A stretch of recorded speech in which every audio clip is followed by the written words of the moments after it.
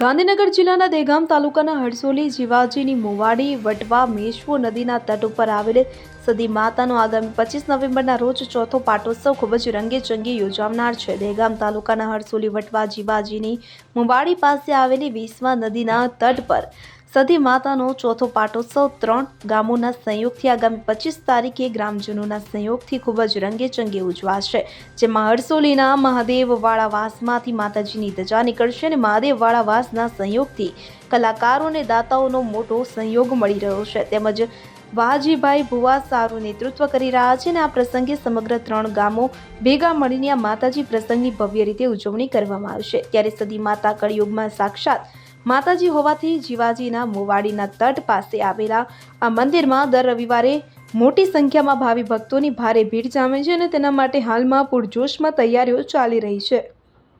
અગરસિંહ ચૌહાણ સાથે CN24 news Harsoli Dehgam. હવે જુઓ દેશ દુનિયાની તમામ ખબરો તમારી આંગળીના ટેરવે।